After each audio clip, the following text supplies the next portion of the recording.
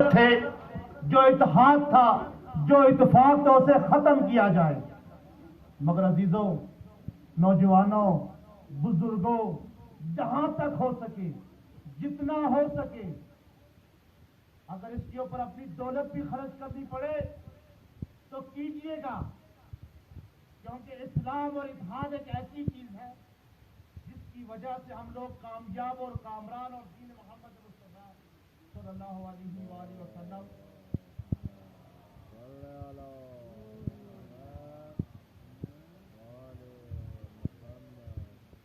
کامیاب و کامران رہ سکتا ہے۔ خداوند عالم کا اعلان ارشاد ہے سورہ حجرات میں کہ انما المؤمنون اخوۃ، مسلمان کے بھائی ہیں ایک دوسرے کے، اور یہ نہیں کہا کہ شیعہ اور سنی، وہابی اور دیوبندی، بلکہ مسلمان کے بھائی ہیں۔ اب وہ مسلمان کیسا ہونا چاہیے؟ رسول اکرم صلی اللہ علیہ وآلہ وسلم کے فرمان کے مطابق المسلم من سلم من لسانی و یدی، مسلمان وہی ہے جس سے دوسرا مسلمان اس کے ہاتھ سے، اس کی زبان سے، اس کی شر سے محفوظ رہ سکے، وہ مسلمان ہے۔ تو اگر ہم واقعی مسلمان ہیں، اگر خدا نہ خواستہ ہمارے کشمیر میں کوئی مشکل آ جائے، ہماری بہن کی چادر کے اوپر، یا ہمارے کسی کو ناحق اسے ظلم کیا جا رہا اس کے اوپر، تو یہاں کے کرگل کے مسلمان کو کھڑا ہو کر لبیک کہنا چاہیے کہ نہیں، ہم بھی آپ کے ساتھ کھڑے ہیں۔ اسے مسلمان کہا جاتا ہے۔ اور ایسا نہیں خدا نہ خواستہ کہ ابھی مسلمانوں کی بچیوں کے اوپر، نوجوانوں کے اوپر دشمن ہر لحاظ سے پیچھے لگا ہوا ہے، ختم کیا جائے۔ کبھی اسکولوں کے اوپر،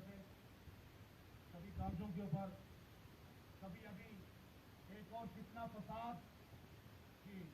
یہاں کشمیر میں شراب کی دکانیں کھول کر، یہ نہ سمجھے کہ سری نگر میں ایسا کام انجام دیا جا رہا ہے، اس کا آپ کو کوئی نقصان نہیں ہے، آپ لوگ محفوظ ہیں، آپ لوگ صحیح و سالم ہیں۔ یاد رکھیے گا، اگر کشمیر میں کسی بھی انسان، ایک مومن کو کسی بھی لحاظ سے خطرہ لاحق ہوا تو آپ لوگ بھی اس کی ضرورت، ہندوستان کے کسی بھی کونے میں بھی اگر کسی کا حق پامال کیا گیا تو آپ لوگ بھی اس کو چاہیں برابر خطرہ، برابر ان کا حق پامال کیا ان کو ہو رہا ہے، آپ کو اس وقت ضروری ہے، امام خمینی کا بہترین کلام، کہ آپ لوگ اس وقت اس چیز میں پڑے ہوئے ہو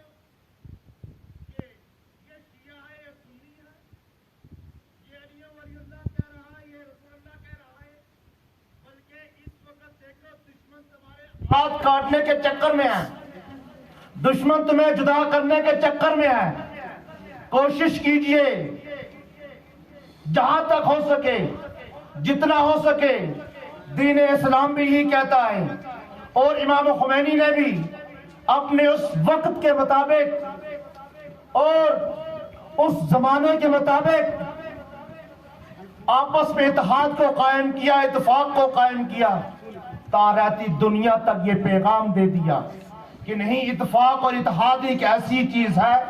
جس کی وجہ سے ہمارا نوجوان بھی محفوظ رہ سکتا ہے، ہماری بچیاں بھی محفوظ رہ سکتی ہیں، ہمارا دین اسلام بھی محفوظ رہ سکتا ہے۔ اگر ہم لوگ جدا گانہ ہوگے، الگ الگ ہوگے، تو دشمن کو جہاں سے بھی موقع ملتا جائے گا وار کرنے کا وہ کریں گے، کبھی ہمارے نوجوانوں کو پکڑیں گے، کبھی آپ کی بہنوں کی چادروں کو پکڑیں گے، کبھی کوئی مسئلہ کھڑا کر اور ہم لوگوں کو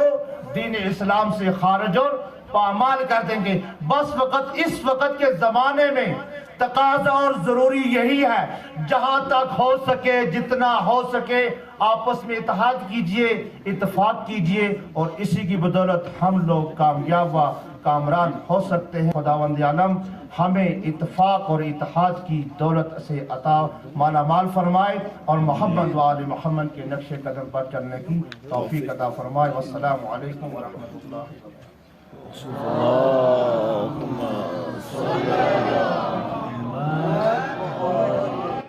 تک تاریخ کا اگر مطالعہ کریں تو ہمیں دیکھنے کو ملتا ہے ایک الہی نظام ہے، ایک طاغوتی نظام ہے۔ الہی نظام جس کے بنیادی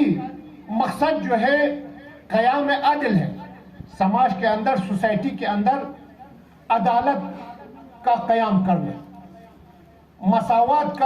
مساوات سے کام لینا، برابر کا حقوق دیا جانا، ایک دوسرے کی عزت آبرو کی حفاظت کرنا اور ایک باوقار زندگی گزارنا، یہ الہی نظام کا حصہ ہے۔ لیکن طاغوتی نظام کا حصہ یہ ہے، ہمیشہ سے رہا ہے، آدم سے لے کے آج تک، اور ہمارے معاشرے میں بھی اپنی ذاتی مفادات کے لیے لوگوں میں تفرقہ ڈالنا، ڈیوائڈ اینڈ رول، پہلے ان کو الگ کرنا، کسی بھی چیز کو بنیاد ڈال کر اس کو الگ کرنا، جہاں ہو سکے شیعہ سنی کرو، جہاں صرف خالص شیعہ ہے، شیعہ شیعوں کو آپس میں اختلاف کرو۔ آج ہے دنیا میں ہر جگہ، اور ایسے لوگ جان کر یا انجانے میں استکباری طاقتوں کے سازشوں کا حصہ بن رہا ہے، ہر معاشرے میں، ہر سماج کے اندر۔ پہلی چیز یہ کہ تفرقہ ڈالو، اور دوسری چیز جس کے لیے امام خمینی نے زور دے کر فرمایا تھا، ہمیں ایٹم بم سے خوف نہیں ہے، ہمیں میزائل سے خوف نہیں، ہمیں اگر خوف ہے تو ہمارے آنے والے نسلوں کی ثقافت اور کلچر کے اوپر مغربی ثقافت کی الغار کا خوف۔ اس لیے کہ جب قوموں میں تفرقہ ہو جاتا ہے تو اس قوم کے لیڈران ہو یا علماء آپس میں لڑ پڑتے ہیں،